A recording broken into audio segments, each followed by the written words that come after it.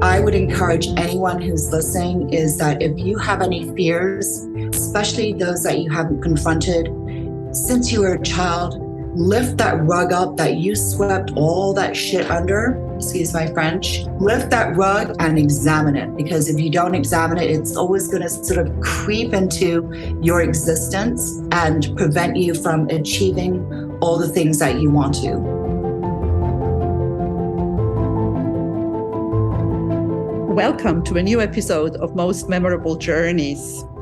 I have a very interesting lady as my guest today, somebody who has literally traveled and lived all over the world and has a lot of most memorable journeys to tell. She is an international best-selling author. She's a certified confidence coach. The one thing that intrigues me a lot is she is a champion race car driver and a Telly and Emmy award-winning business entrepreneur. Martina Kwan, welcome to Most Memorable Journeys. Good morning, Elizabeth. Well, thank you so much for having me. I'm so delighted to be on your podcast. It's so good to talk to you. We met, we're going to have to tell our audience how we know each other. We met in Clubhouse in the International Airport Lounge when we were all so desperate to just be somewhere international, weren't we?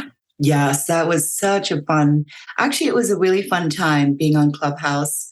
Every day you sort of knew that the International Airport Lounge would be there. And it's, as the name describes, just sort of envisioning ourselves traveling when it wasn't possible in early 2020. Yes, it was just somewhere to go because we couldn't travel. And I think people like you and I were suffering a little bit at the time. Yeah, it was a great diversion. So tell me, Martina, you were born in Hong Kong to a Chinese father and a German mother. That alone is a very, very interesting story. Where did your parents meet? Great story. So they met in England. My father was there from Hong Kong and studying at Cambridge University, and my mother was there from Hamburg, Germany as an au pair girl. And so they met, they found love. It was somewhat taboo at the time in the 60s. And they found love, got married, and moved to Hong Kong. And that's where we were born. Wow. I wonder what your mother's parents said when their daughter moved to Hong Kong in that time. That was quite daring. It was really daring. And I think, obviously for most parents, it would be a little bit of a shock, and sad, that your child is moving away so far. But after that, I believe they just accepted it. And yeah, I think people come to terms with things, and especially when they see that it goes well and that people are successful. So you were in Hong Kong until which age? So we were there till I was eight years old.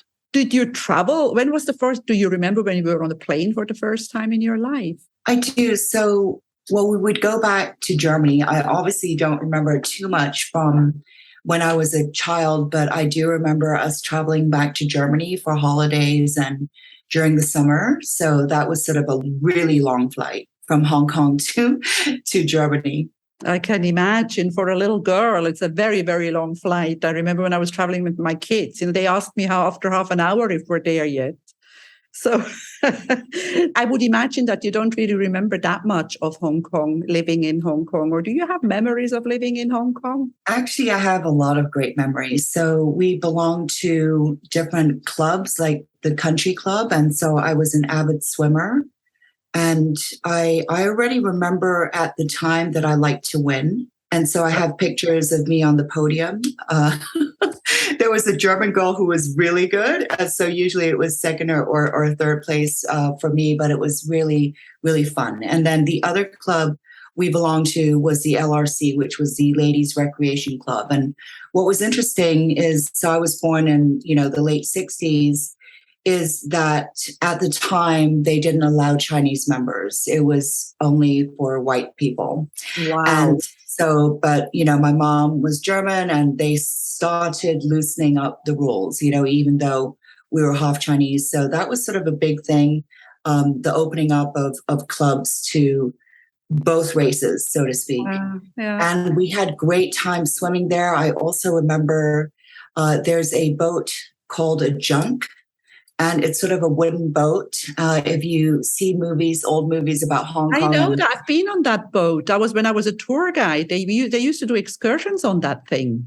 That's right. That's right. So it would have a sail and a motor. And I remember going on my friends' parents' junks.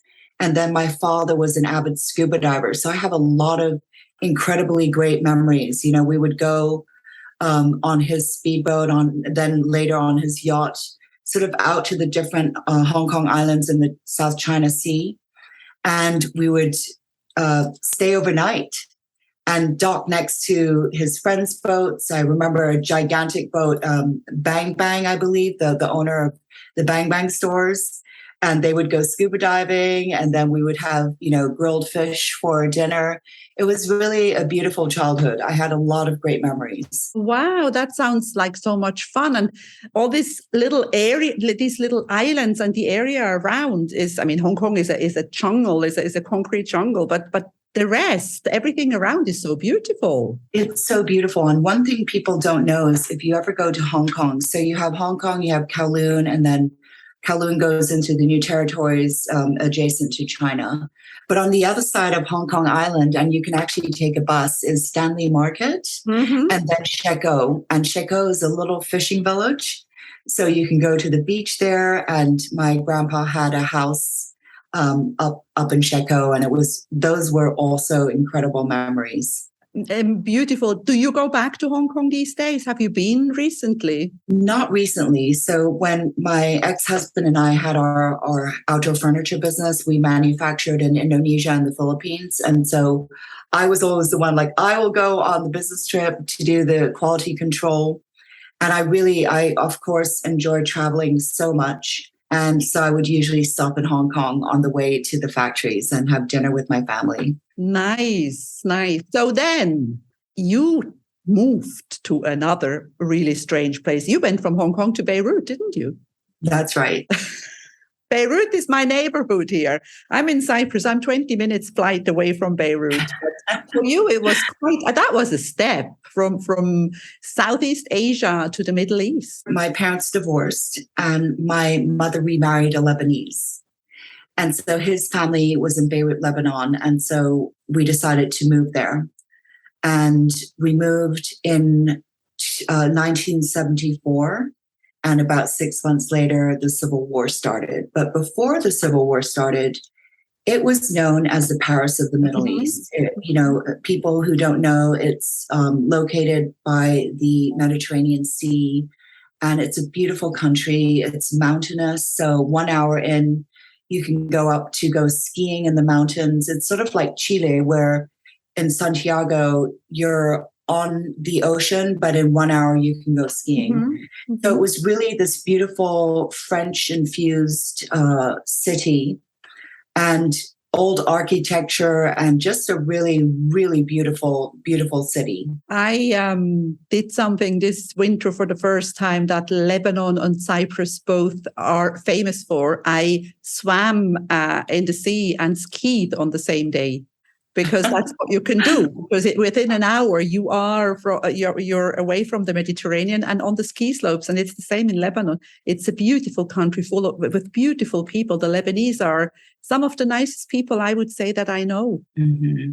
Well, they've gone through so much. And they're still standing. That's what I like. They are really, really resilient. I read about your stay in Beirut. Obviously, the beginning must have been fantastic. The Paris of the Middle East, very glamorous. And then the Civil War came and you did experience the Civil War. You have memories. And I was reading something about a car. What was the story? You were driving a car that reminded you of the bombs. Tell me about that. So in 2019, I was approached by the American manufacturer Celine to drive their Celine S1 Cup car and the GT World Challenge here in the United States. I believe that it's sort of like the Richard Branson quote. If somebody asks you to do something and you're not sure you can do it, say yes. Always. And then learn how to do it later. And so when they approached me, I was, I believe, on my second or third championship in my Porsche 911. And not even knowing the race car, not having ever paddle shifted a car, I said yes. And so I just, got to learning how to paddle shift on a simulator. And the first time I was asked to get in the car was at Thermal, which is a private racetrack here in the Palm Desert and near Palm Springs. And thought, no problem. I'm used to my race car and this is not an issue whatsoever. But I get in the car and I turn it on and something paralyzes me with fear. I've always been a very fearless person, because of the war. But this was a situation where the sound of the car, it was a turbocharged car. So it had different sort of sputtering and hissing and popping sounds that I wasn't used to in my own non-turbocharged car. So honestly, we were only driving around a parking lot with cones. And sort of as I was driving, I was so paralyzed with fear, I was sort of running over cones, which I hope nobody realized. So when I got back around, I got out of the car pretending like everything was fine, as you do as a businesswoman and as a professional. You really don't show your hand or of what's really going on inside. But it really took me a few months to realize what is wrong with me. I mean, we drove in the Olympic Stadium in Beijing in front of 25,000 people. And the car combined with the extreme heat and humidity, I was paralyzed with fear there as well. So I knew when I got home at the end of July, we had Watkins Glen coming up at the end of August, that I had to get my act together and really figure out what is the deal with this car. Yesterday, actually, I drove, and I start crying, the same road that I drove on August 14th. I woke up in the morning and we were going to test at a racetrack called Buttonwillow. And you drive up a hill called the Grapevine. It's a road, a highway that is sort of the ingress and egress from north to southern California, and a lot of trucks drive it. So when you go to Buttonwillow, you go up the Grapevine and then down on the other end. And as I was approaching the Grapevine on the highway off to Santa Clarita, I said, I need to pull over and I realized that it was the sounds of war, the sounds of hissing, popping, those sounds I equated to the rockets, bombs, explosions, and machine gun fire that I had heard as a little girl, an 8 to 10-year-old girl in Beirut, Lebanon. So I pulled over, I got my iPad out, and I said, let me look on YouTube for the real sounds of warfare. I had not listened to anything like that. I always left movies. Like when I sat down to watch Platoon, I walked out within 5 minutes because I didn't want to hear those sounds of war. So I had that iPad and I said, I have to confront this. And what's so frightening about the sounds? And so I got back on the highway, got on the Grapevine, and listened to the sounds of warfare at volume 10 for an hour. And, it sort of brought me back to when I was a child, when I started hearing what would happen is we lived on Bliss Street in Manama, Beirut. So that was the Christian neighborhood. And so we would, at the nighttime, start hearing the gun sounds, machine gun sound, ba, ba, ba, in the distance. And then it would be ba, ba, ba, and then ba, ba, ba. It would get louder and louder as my sister and I were lying in bed. And every night I would get out of my bed and crawl into my sister's bed for comfort. And it was such a frightening time. And we would wait for the sirens to go off. So when I hear sirens, it sort of also brings me back to the time. And then we would go to our corridor. We lived on the ground floor in a 4-story apartment building. And our neighbors would come down and we would sit huddled on either side of the corridor and listening to these rockets and bombs and explosions. And when you think of rockets at the time in 1974 Beirut, those were rudimentary handmade rockets it was guerrilla warfare. So it wasn't precise. Anytime a rocket was shot off, it could have hit our building. It could have made us die. So it was really that hissing sound when a rocket was fired off. That was when your mind said, am I going to be the next one to die? So when I heard that sound, that in the Celine card, that visceral fear of, am I going to die, came flooding back. Wow. So actually listening to those sounds for an hour really desensitized me. I did some crying, I did some reflection, and it sort of reminded me, you know what, the car is not the war, and the war was over 4 decades ago. So Martina, you are not in that situation. You've now listened to those sounds. You can do this. And so after that, when I got to the racetrack, I got into the Selena and I drove it like my Porsche 911 and ended up getting on the podium twice in 7 races. So I would encourage anyone who's listening is that if you have any fears, especially those that you haven't confronted since you were a child, lift that rug up that you swept all that shit under. Excuse my French. Lift that rug and examine it, because if you don't examine it, it's always going to sort of creep into your existence and prevent you from achieving all the things that you want to.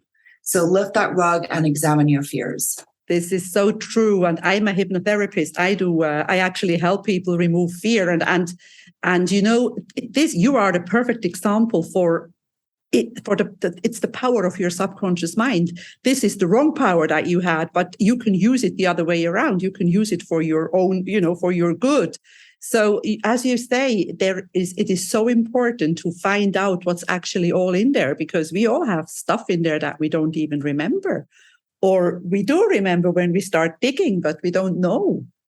So, you're the way you said it, lift up that rock and find it, because fear is the biggest dream killer. That's right. And the other thing I wanted to mention about the time in Beirut, which I think is a very useful advice for anyone who is having trouble achieving things in their life. It's very useful for people who are going through abusive situations, for example, also children whose parents are fighting and they want to get out of their head. What I did when I was in Beirut is I would play with my Barbie dolls and horses. So I already loved horses then. And I would daydream. I would daydream about riding in a beautiful forest with tall trees and soft ground, so soft that it was very quiet. I didn't hear the gunshots there.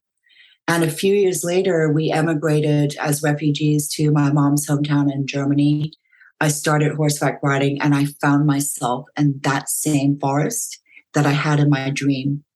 And so I've used daydreaming as a tool of escape, a survival tool, a tool to get you out of your head and envision things that are maybe now you don't think are possible, but dream big. Mm-hmm. So I would dream of getting Telly Awards and Emmy Awards, and I won them in my first business. I would dream about getting furniture design awards in my outdoor furniture business, and I got them. I dreamed about becoming a champion race car driver, which is so weird at 50 years old. Who does that?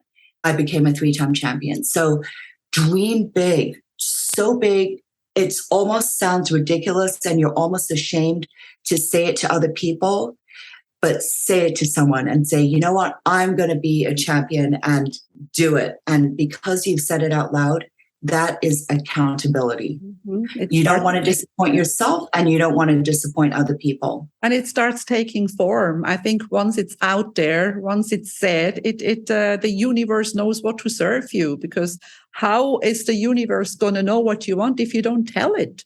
If you don't dream it, you are so right. And what is it that Oprah says? Life, what is it? What you have the courage to ask for. Life will give you what you have the courage to ask for. So ask. Mm-hmm. So where does this car fascination come from, though? Is it? Did you always like car? Did you like car as a young girl, as a young woman, or when did it start? Not at all. I mean, everyone, asked me whether I always loved cars. Not at all. We lived in Hong Kong. We lived in Beirut. We lived in Germany, Amsterdam, Switzerland. You don't really drive there necessarily. There's excellent public transportation, or in Bahrain, we had a chauffeur. So cars were not a part of my life. And then I moved to Miami to study. And then I started my career in New York City. And I was extremely type A career focused woman. And there was no time for cars. There was time for the career in New York City. You don't drive. So it even took me a long time to get my driver's license and to start driving. And sort of when we moved to Miami in 2007, I started taking a little bit of an interest in cars. And in 2011, I decided, you know what? I want to get my dream car, which was a Porsche 911. But before that, I really wasn't that interested. And in Miami, there's not too much that's surrounding cars. But when we moved to Southern California, it's huge car culture here. Lots of car shows, lots of driving. I didn't know about them at the time, but I was kind of interested in finding out where I could take my car on the racetrack. And so in 2015, I went to found the Porsche Owners Club, and I went to right where I am right now, the streets of Willow, to try my first time at the racetrack. And it was incredible. And to me, the car it's freedom. It's such a beautiful thing to get in your car and crank up the music and leave your problems behind. And I had kids, and a business and trouble with my marriage. And so it was my escape to get in that car. Wow. I could see, I was watching you now while you were telling this, and I could see the beauty in it, how beautiful you felt when you talked about it. I think this is what we all need. In some people, it may be cars. For other people, a passion, something where we can escape, as you say, escape everyday life, the problems, all the shit. Sorry, I'm saying it too now because this is what it is, and do something that we really, really love. And so that's it for you then. And you keep going, because I see you on Instagram. You race, you drive, you have a racing school, or participate in a racing school, right?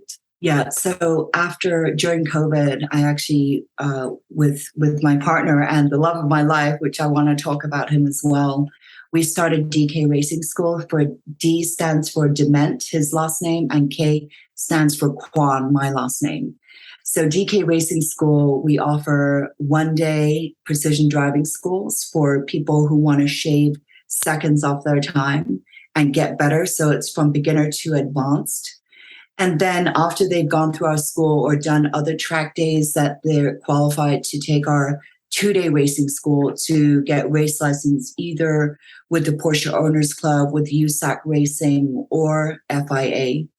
And it's become my passion to help people, especially bringing women into the sport. And so we had 2 women start last year, and they both now own race cars and are race licensed. Wow. Well, and many other men, but the women especially, I have to point out, because it's so rare that it makes me gush with pride to see these women perform so well. Beautiful. No, I agree with you, and it's not really that common. And I think it gives you a lot of confidence when you achieve that, when you manage to do something that not so many people do. Now, going back a little bit, I think I also read, did you work at the Hudson? Because I remember I once stayed at the Hotel Hudson, which I loved. When was that? When were you in New York? What was your New York period? So New York was 1990 to 2007. So I did a lot of different things in the time. I started, I have a Master of Science in Accounting and Hotel Management. So I started with KPMG. In audit and bankruptcy consulting. I also worked with Coopers and Lehman, which is now PricewaterhouseCoopers. Yeah. And then I was the interim controller for the Delano.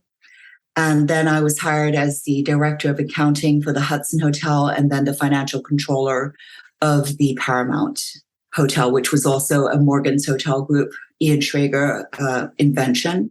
Fantastic. Now, out of all these places, because people always ask me, I was a tour guide and I have lived in all these countries, and people always ask me, which one did you like most? And I think it's a stupid question, but I'm going to ask you as well.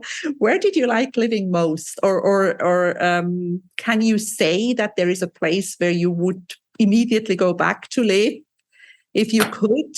Or I don't know. Well, I've been to so many different places and lived. There's a TripAdvisor map that you can pin all the places you've been to, and I've been to 456 or more.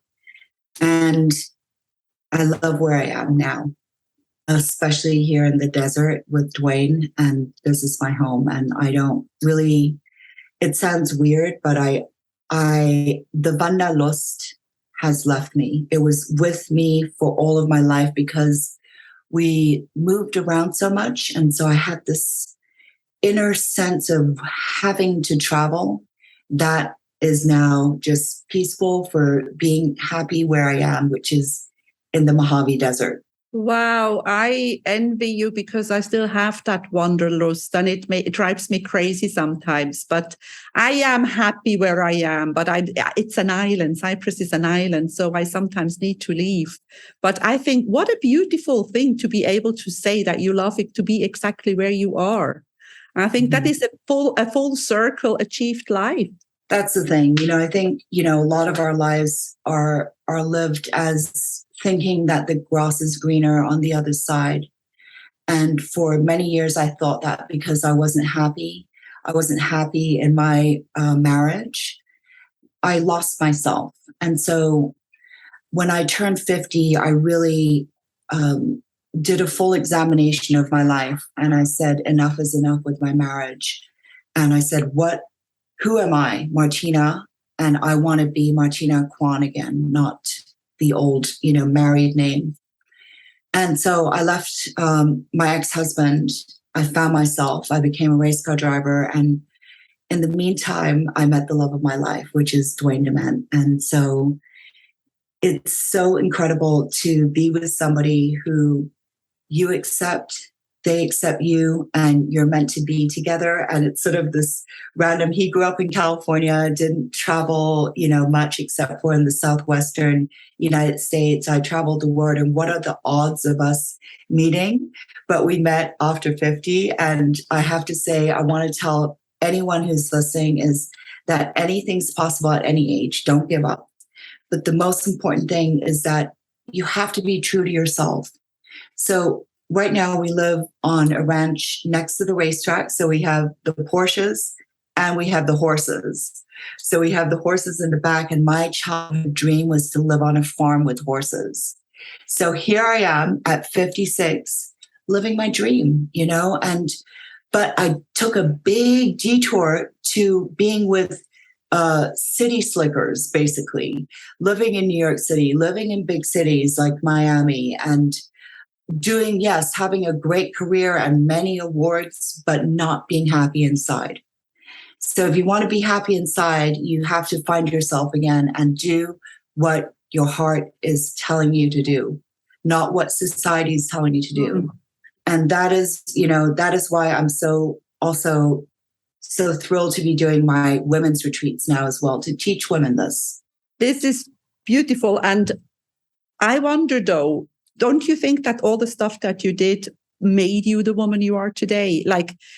You are a fulfilled person because of all the stuff you did, even if you weren't always happy with what you did, but it helped you to bring this satisfaction, this full life feeling. I think it's important that, because people often ask, what would you say to your 16-year-old self or to your 18-year-old self? And I always feel like saying nothing, because I needed to do all these things to be who I am today.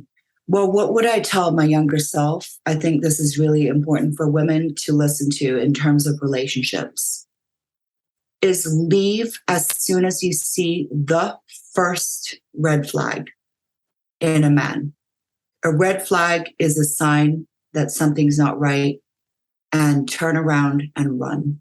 So that would be my advice to teenage girls, to young women, Don't allow yourself to be fooled by a man, by him pretending to be somebody that he's not.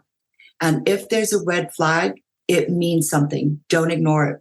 And I think many women ignore many red flags until it's late. I think one of the biggest problems is financial dependence, because once you have settled and once you have children, it becomes so much more difficult. And your advice of leaving when the first red flag comes is good, because, then it's not too late. Yeah. And actually, if you're already in a marriage and you're considering divorce, my new book, Unstoppable Women in Finance, my chapter is about what you need to do. Research all your assets and liabilities and everything before you leave. So that book is coming out on September 27th. But what you said about, coming full circle and having had the full life, absolutely. I think there's a reason for being in a certain place at a certain time. And all those experiences make you the person that you are today. Dwayne and I, talk about, I think it's important that we had our lives before and it made us who we are today. And then it's like, wow, now we know we've found each other. We found out that we're home now. Mm-hmm. But if we hadn't had those experiences, we wouldn't necessarily know what that final wonderful home is if we hadn't had all those other experiences. And I think it's important to, for both men and women to have had the chance to do all these other things. And there are many different needs that a human has. And part of it is success and recognition. Especially as a woman, I'm really big into women's empowerment. And it's important for women to know that you are able to stand in the spotlight and enjoy the fruits of your labors. Yeah, and you were saying before that when you are offered something or when you are asked something, you don't need to know how to do it yet. You just need to say yes. You're not signing anything by saying yes, but when you say no, the door closes. And it's having that open mind and really having the open mind for any opportunities that might come into your life. And not having judgment. That was another big thing that I teach the women is, a lot of times when we go into a situation, whether you're a man or a woman, you have, in some sense, you have to judge because that allows you to get things done quicker. But at the same time, when you're judging other people, and if you look in the mirror and you're pointing a finger at somebody else, who are you pointing at? You're pointing at yourself. Mm-hmm. And so usually when you're criticizing somebody else, it's something about yourself that you're not pleased with. So to be open and not judgmental and understand that everyone's coming from a different place and there's a reason in their backgrounds, in their histories, in their family upbringing, why they're doing something, and it's okay. Everyone to each his own. It's such a much easier and more pleasant way of living than sort of being like, always in a bad mood and criticizing other people. It's not healthy. It's not healthy and it's not pleasant. There's nothing worse than being around the person who is always in a bad mood and who is always judging other people. I think kindness is very sexy. Yeah. Now, do you do one-to-one coaching or is it the retreats? Because we're going to put in the show notes, we're going to put the link to your website. In what other way can people find you? So martinakwan.com would be one way. And then if they'd like to email me to get in touch, it's info@Martina,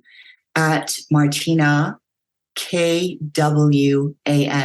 A lot of people say QUAN, but it's Kwan, KWAN, Martina Kwan, MARTINA, KWAN. And so info@martinakwan.com would probably be the easiest way. And I've become hugely passionate about these women's retreats. So I do two different formats. One is the She Believed She Could, So She Did, with more women, about 8 to 10 women.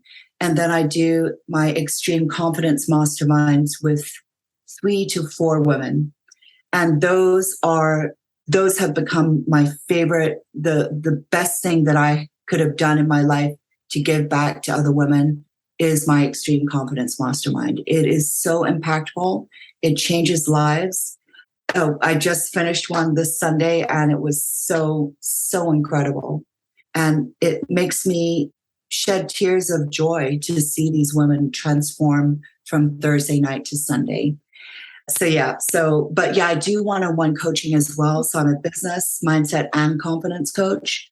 And a lot of my clients it's interesting how a lot of women are extremely successful in business, but then they can't express themselves or get what they want or express their needs at home. Yeah. Don't you feel that when you do these retreats with these women, I feel that with my clients, don't you grow? I feel like I grow with every client that I speak to.